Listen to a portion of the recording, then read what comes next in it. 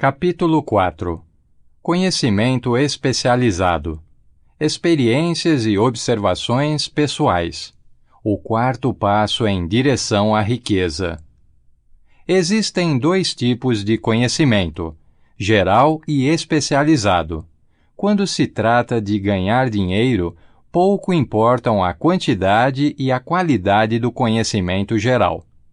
O corpo docente das grandes universidades reúne praticamente todas as formas de conhecimento geral acumulado pela civilização. No entanto, a maioria dos professores tem pouco ou nenhum dinheiro. São especializados no ensino do conhecimento e não em sua organização e utilização. O conhecimento só atrai dinheiro quando direcionado de forma organizada e inteligente, por meio de planos de ação práticos com um fim específico. O conhecimento só atrai dinheiro quando direcionado de forma organizada e inteligente, por meio de planos de ação práticos com um fim específico. O desconhecimento desse fato tem sido motivo de confusão para milhões de pessoas que acreditam falsamente que, abre aspas, conhecimento é poder, fecha aspas. Nada disso. O conhecimento é apenas poder em potencial. Só se torna poder quando organizado em planos de ação definidos e dirigidos a uma meta específica. Atualmente, esse, abre aspas, elo perdido, fecha aspas, de todos os sistemas de educação conhecidos pela civilização, pode ser encontrado na deficiência das instituições educacionais, quanto a ensinar seus alunos a organizar e usar o conhecimento adquirido. Muitos se enganam pensando que, por ter pouca escolaridade, Henry Ford não era um homem educado. Aqueles que cometem esse erro não conhecem a vida de Henry Ford, nem entendem o verdadeiro significado da palavra, entre aspas, educação, de origem latina, de educo, que quer dizer, abre aspas, fazer crescer, revelar, desenvolver de dentro para fora, fecha aspas. Uma pessoa educada não é, necessariamente, alguém que tenha muito conhecimento geral ou especializado.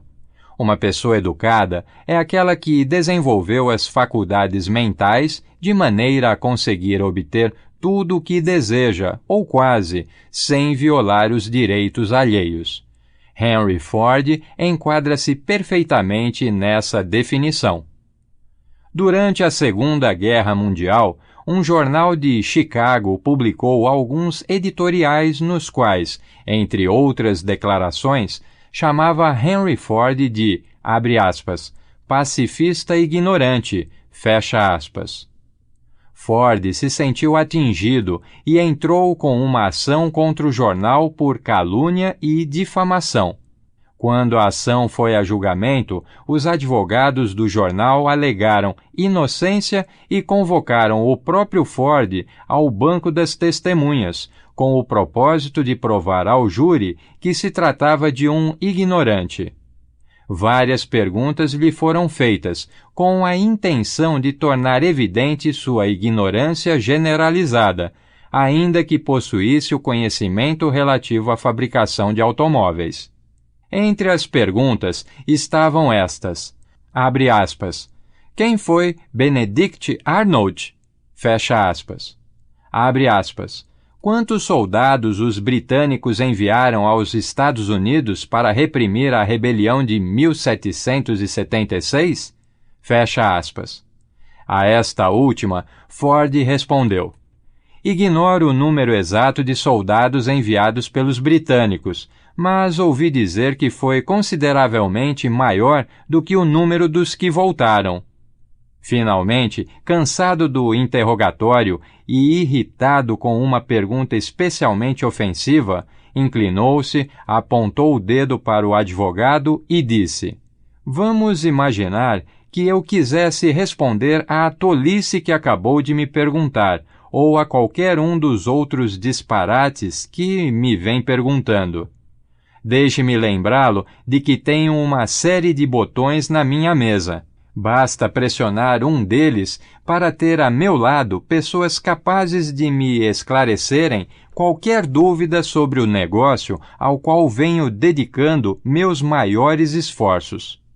Agora, poderia ter a gentileza de me dizer por que eu deveria encher a cabeça com conhecimentos gerais apenas para ser capaz de responder a perguntas quando tenho pessoas em torno de mim que podem fornecer-me qualquer resposta que se faça necessária? Certamente havia uma lógica excelente nessa argumentação. A resposta embaraçou o advogado. Todos no tribunal perceberam que aquela não era a resposta de um ignorante, mas a de um homem que tinha educação. Qualquer homem é educado quando sabe onde buscar o conhecimento de que precisa e como organizar esse conhecimento em planos de ação definidos. Com a assistência do seu grupo de mente mestra, Henry Ford tinha sob seu comando todo o conhecimento especializado que o capacitava a tornar-se um dos homens mais ricos dos Estados Unidos. Não era essencial que o conhecimento estivesse em sua mente. Certamente a importância desse exemplo não escapará a qualquer um que tenha interesse em um livro como este e inteligência para lê-lo. Antes de certificar-se da sua capacidade de transformar o desejo em seu equivalente monetário, é preciso que tenha o conhecimento especializado do serviço, da mercadoria ou da profissão que você tenciona oferecer em troca da fortuna. Se for preciso um conhecimento especializado superior ao que você teve capacidade ou interesse de adquirir, solicite a ajuda do seu grupo de mente mestra. Andrew Carnegie declarou nada entender dos resultados técnicos dos negócios do aço, nem estar particularmente interessado em aprender. Ele foi buscar o conhecimento especializado necessário à fabricação e comercialização de seu produto nos componentes de seu grupo de mente mestra. O acúmulo de grandes fortunas requer poder, e o poder é obtido pelo conhecimento especializado altamente organizado e direcionado de forma inteligente. Esse conhecimento, no entanto, não precisa necessariamente ser dominado pela pessoa que acumula a riqueza. O parágrafo anterior deve dar esperança e encorajar a todos que ambicionam acumular fortuna e não têm educação ou preparo bastante para garantir o conhecimento especializado necessário. Algumas pessoas atravessam a vida sofrendo de complexo de inferioridade por não se considerarem suficientemente educadas. Aquele que consegue organizar e liderar um grupo de indivíduos de mentes mestras com o conhecimento necessário à acumulação de dinheiro pode considerar-se tão capaz quanto qualquer membro do grupo. Se você se sente inferior por ter estudado pouco, lembre-se disso. Thomas A. Edison frequentou a escola apenas durante 3 meses em toda a sua vida. No entanto, não lhe faltou educação, tampouco morreu pobre. Henry Ford não chegou a completar a 6ª série, mas se arranjou muito bem por conta própria em termos financeiros. O conhecimento especializado está entre as formas de serviço mais abundantes e baratas. Se duvida, consulte a folha de pagamento de qualquer universidade. Vale a pena saber como adquirir conhecimento. Em primeiro lugar, decida o tipo de conhecimento especializado de que precisa e o propósito a que se destina. O seu objetivo e a meta que você tem em mente determinam em grande parte o tipo de conhecimento necessário. Resolvida essa questão, a providência seguinte é conseguir informações precisas acerca de fontes confiáveis de conhecimento. As mais importantes são: a. sua experiência e formação. B. Experiências e informações disponíveis por meio da cooperação de outros, aliança com mentes mestras. C. Colégios e universidades. D. Bibliotecas públicas, publicações e livros nos quais pode ser encontrado todo o conhecimento acumulado pela civilização. E. Cursos especiais de treinamento, cursos noturnos e de educação à distância.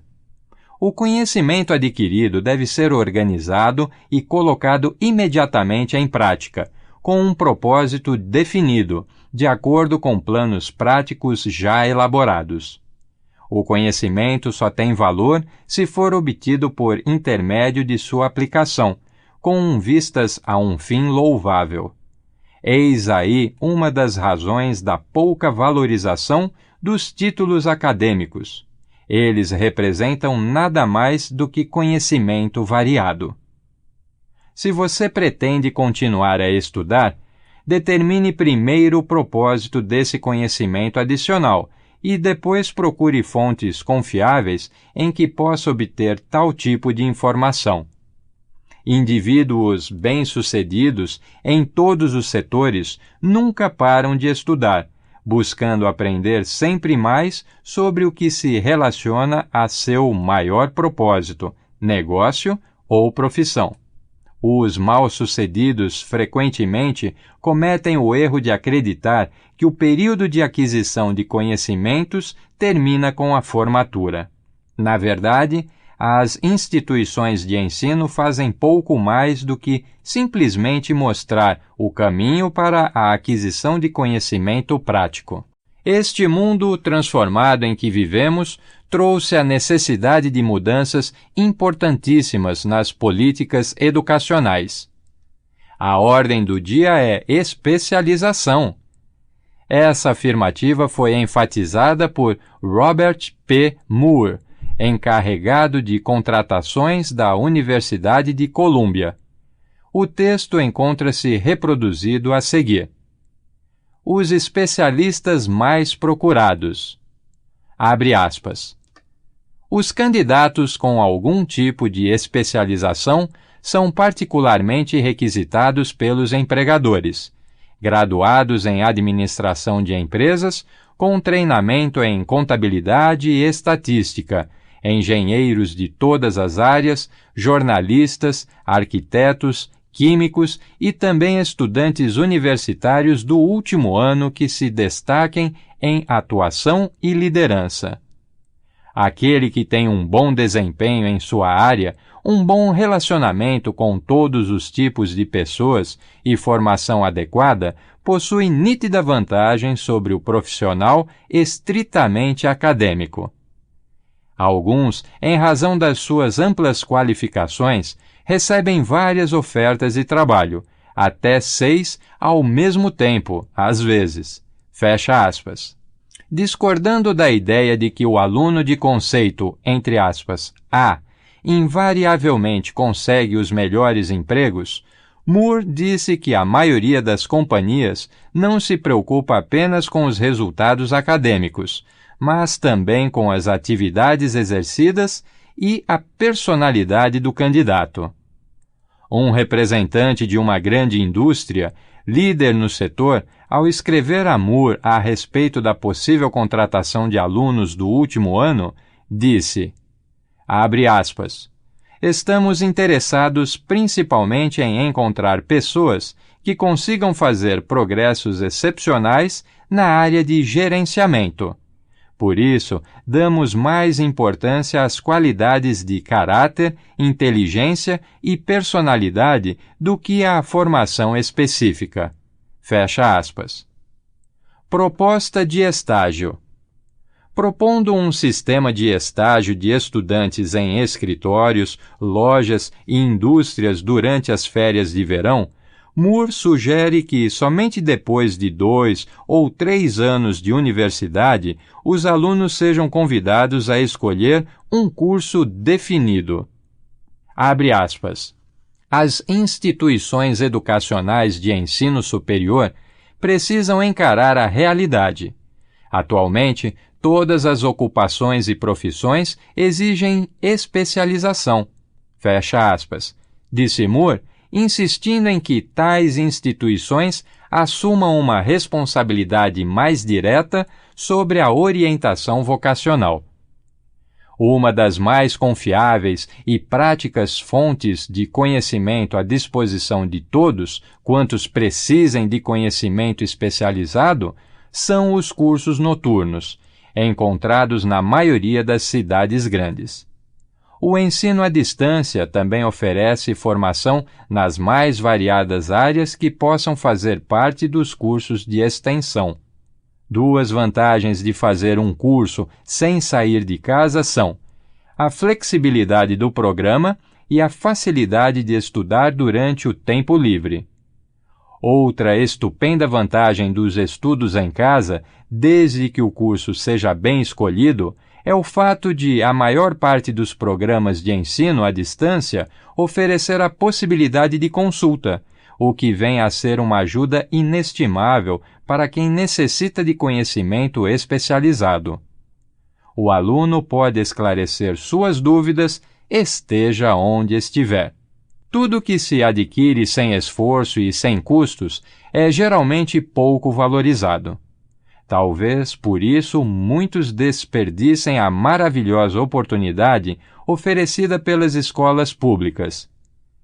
A autodisciplina, resultante de um programa definido de estudo especializado, contrapõe-se ao desperdício da oportunidade de um conhecimento adquirido sem qualquer custo.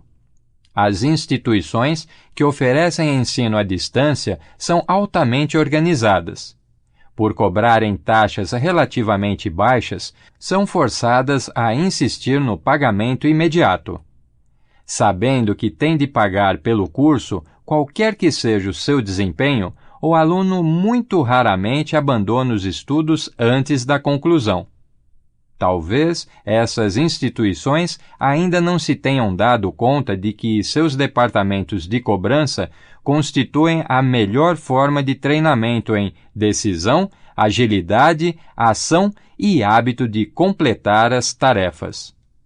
Aprendi isso por experiência própria, há mais de 25 anos. Matriculei-me num curso por correspondência em propaganda. Depois de 8 ou 10 aulas, parei de estudar, mas a escola não parou de enviar a cobrança. Ademais, insistia no pagamento, quer mantivesse meus estudos ou não. Decidi que, tendo que pagar o curso, já que me comprometera legalmente, eu completaria as aulas e faria valer meu dinheiro. Na época, considerei injusto o sistema de cobrança da escola. Mais tarde, porém, compreendi ter sido aquela uma parte apreciável do meu treinamento, sem qualquer custo adicional. Forçado a pagar, fui em frente e completei o curso. Anos depois, o treinamento cumprido, meio a contragosto, em muito me ajudou a ganhar dinheiro.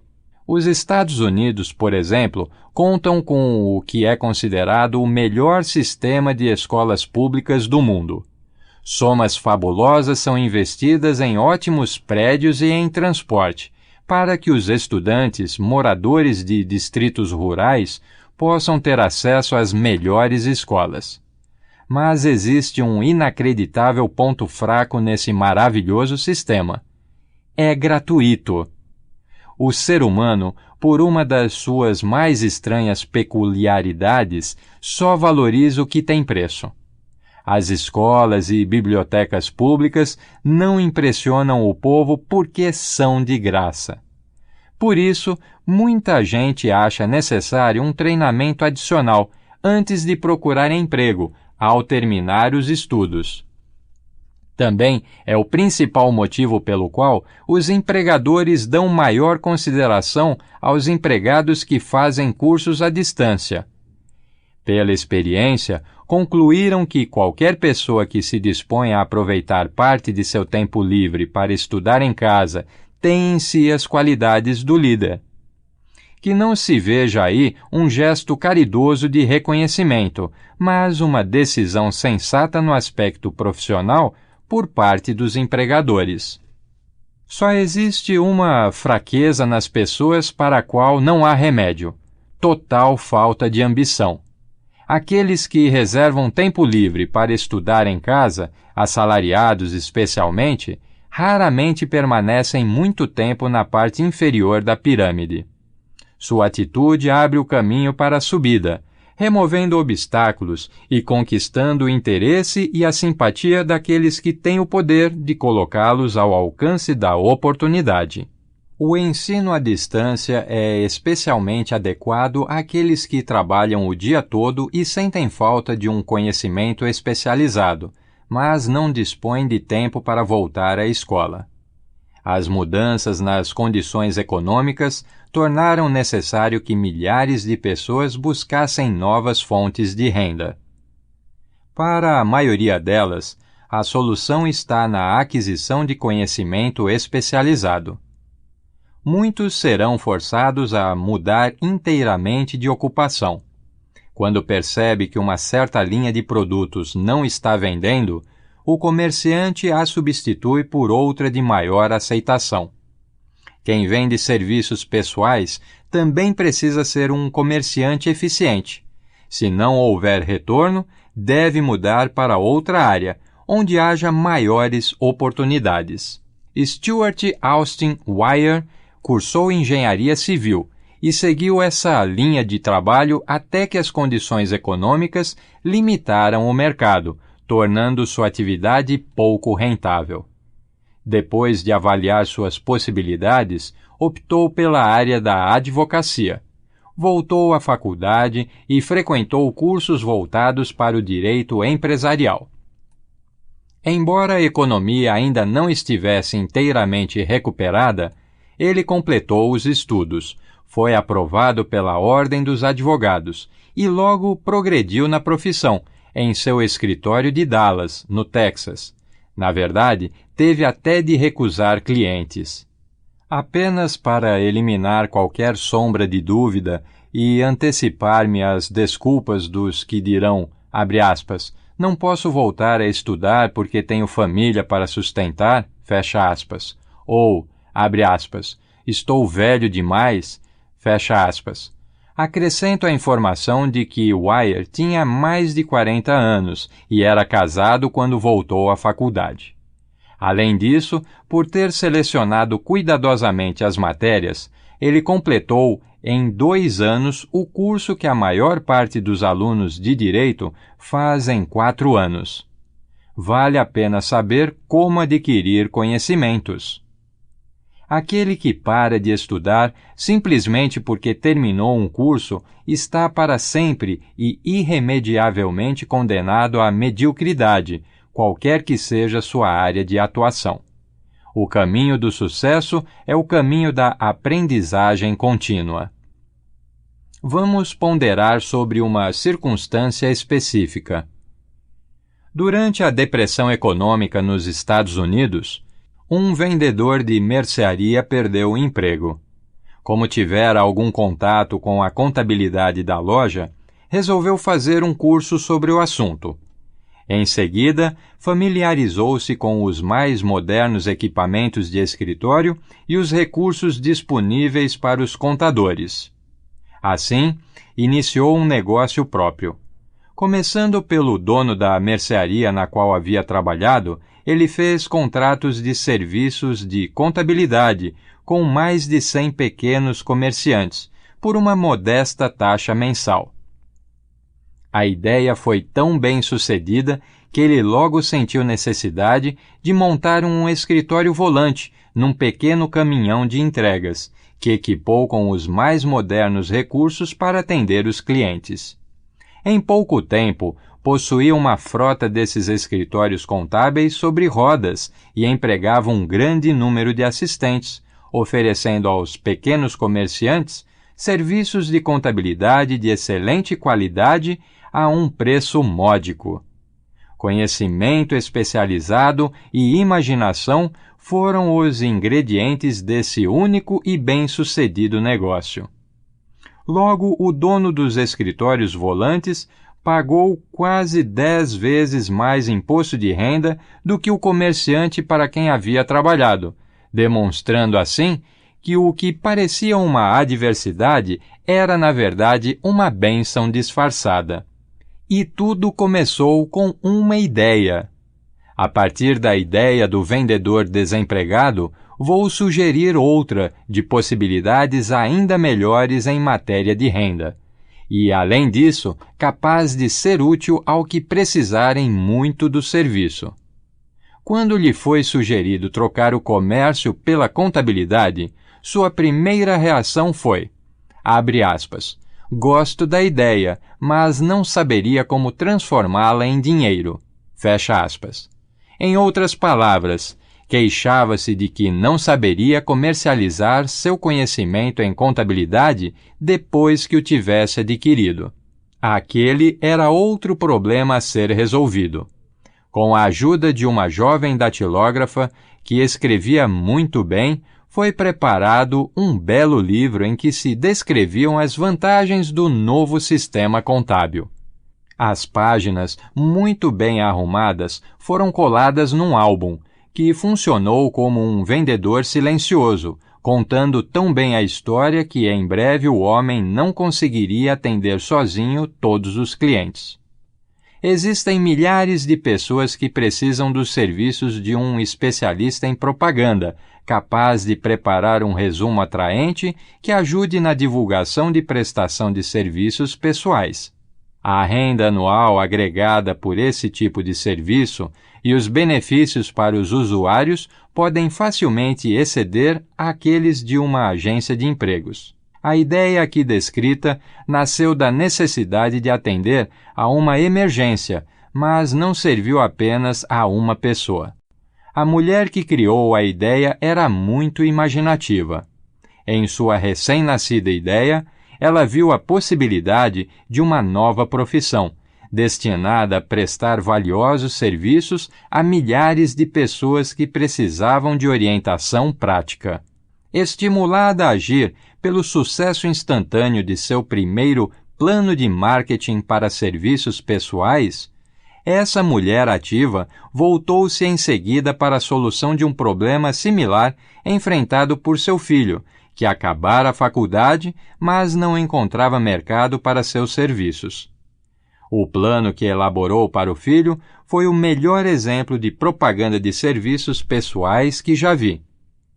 Quando o álbum ficou pronto, tinha cerca de 50 páginas lindamente datilografadas, com informações devidamente organizadas, relatando as habilidades naturais do rapaz, seu currículo escolar, as experiências pessoais e uma grande variedade de outras informações, longas demais para serem descritas aqui.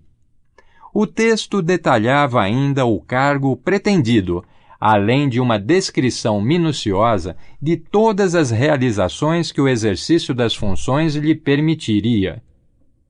A preparação do álbum tomou várias semanas de trabalho, durante as quais a criadora mandou seu filho à biblioteca pública quase diariamente, em busca de dados que lhe permitissem articular o texto da melhor maneira possível. Também o fez visitar os concorrentes do potencial empregador para conseguir informações sobre seus métodos de atuação.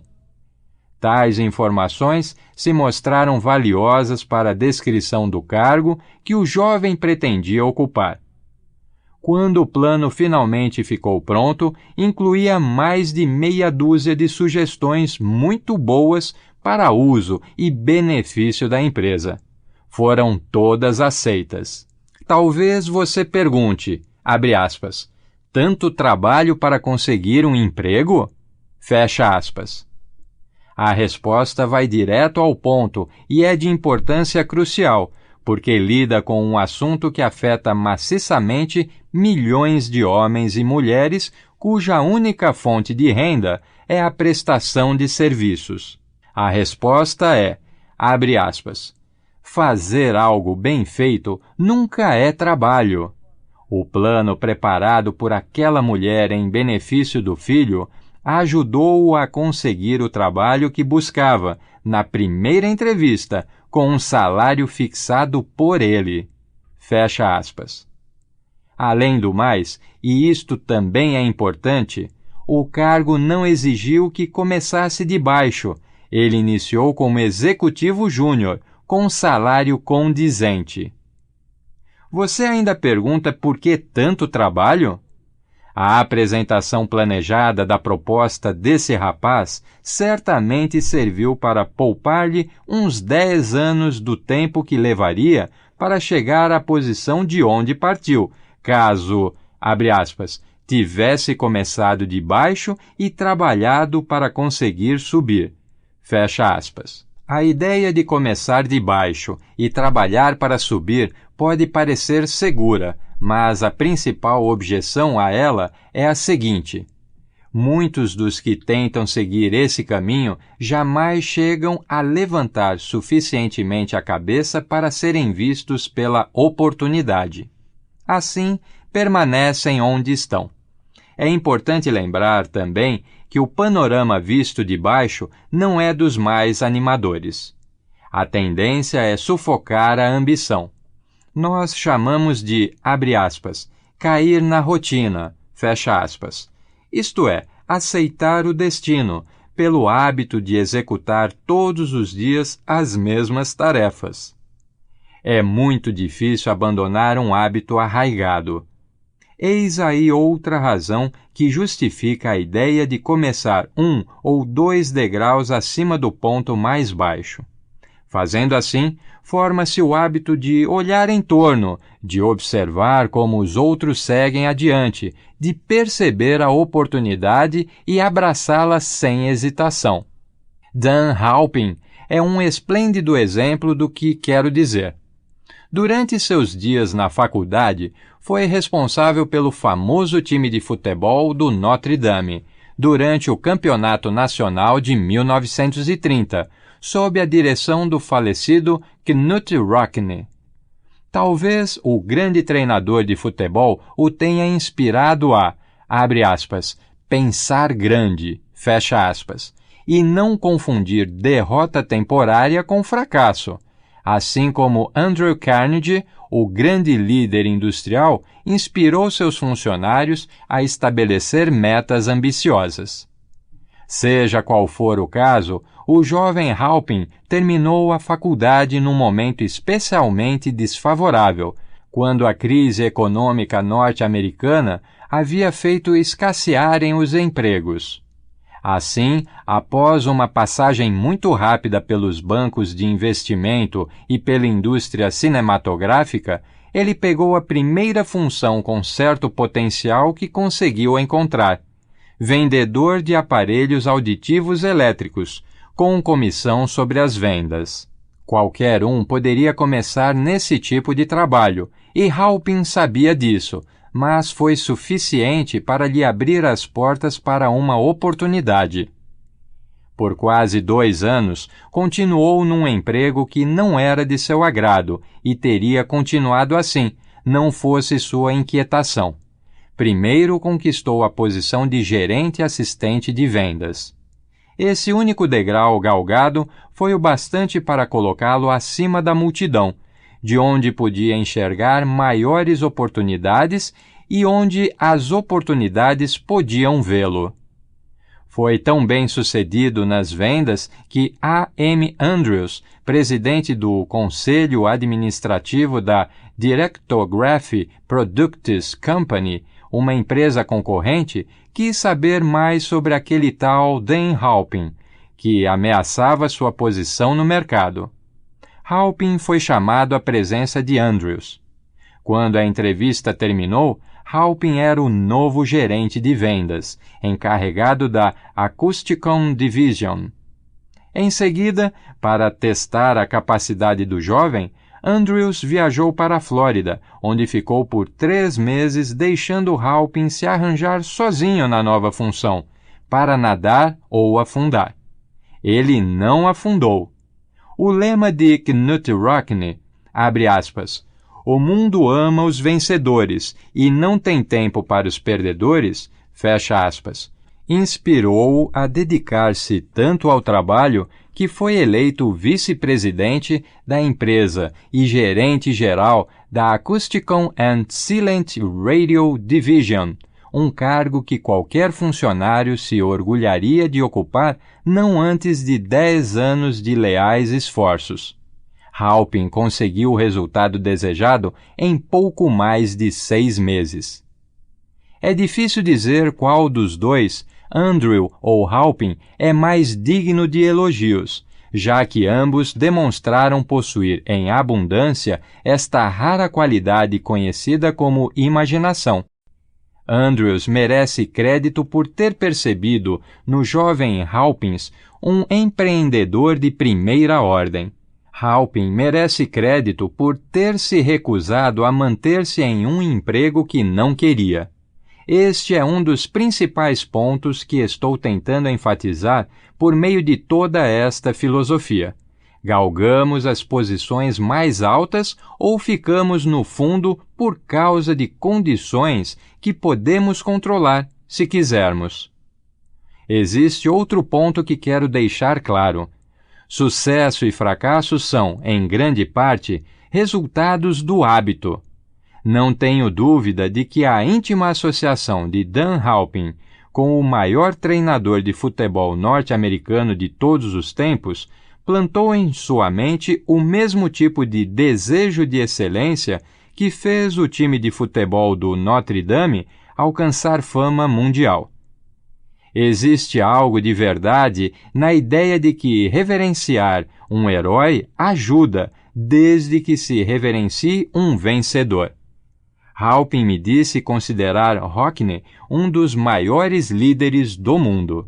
Minha crença na teoria de que associações profissionais são fatores vitais para o sucesso ou para o fracasso foi recentemente demonstrada quando meu filho Blair negociava uma colocação com Dan Halpin e este ofereceu-lhe um salário inicial correspondente à metade do que oferecera uma empresa concorrente.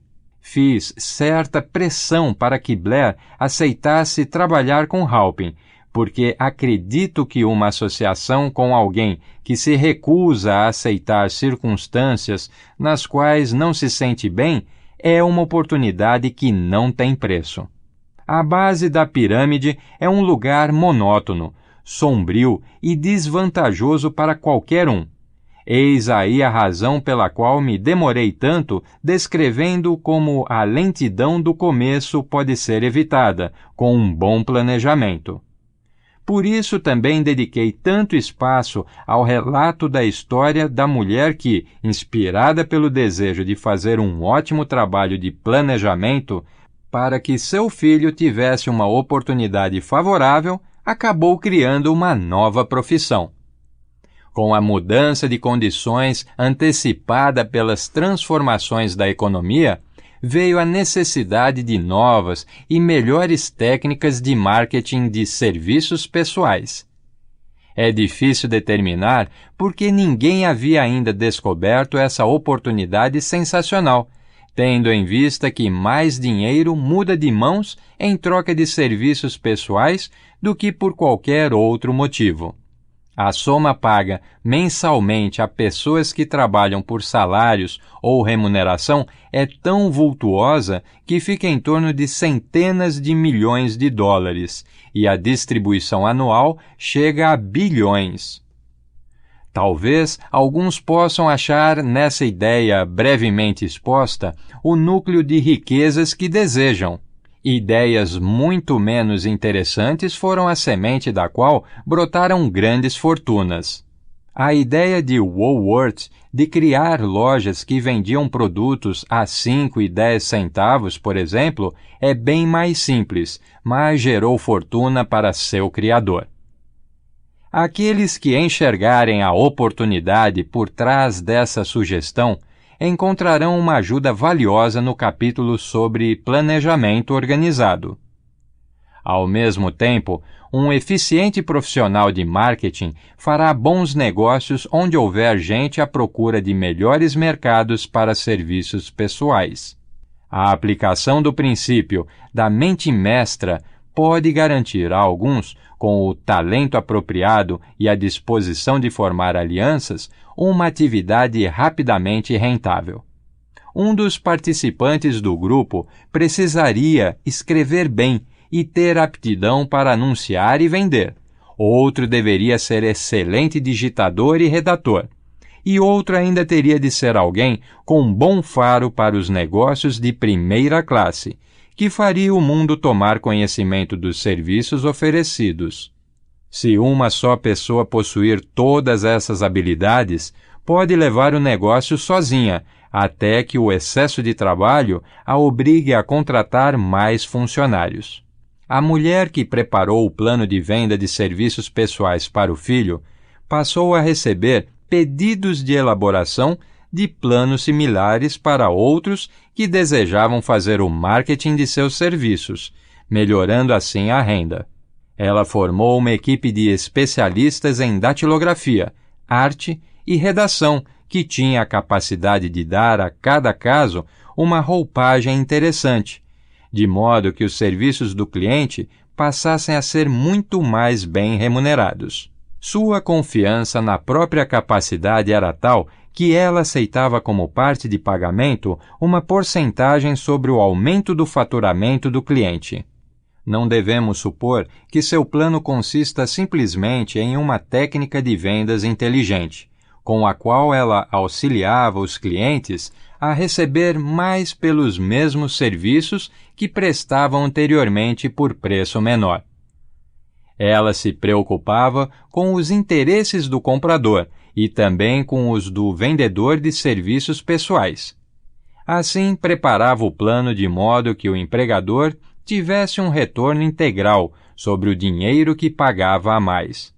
O método pelo qual atingia esse impressionante resultado é um segredo profissional que ela não revela a ninguém, exceto aos seus clientes. Se você tem imaginação e procura uma maneira mais lucrativa de prestar seus serviços pessoais, essa sugestão pode ser o estímulo que faltava.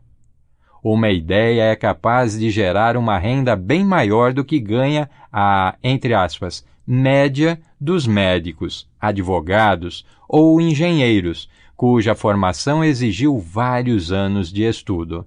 A ideia é vendável para aqueles que procuram novas colocações em praticamente todas as carreiras que exijam capacidades executivas ou administrativas e para os que desejam um aumento de salário em seus cargos atuais.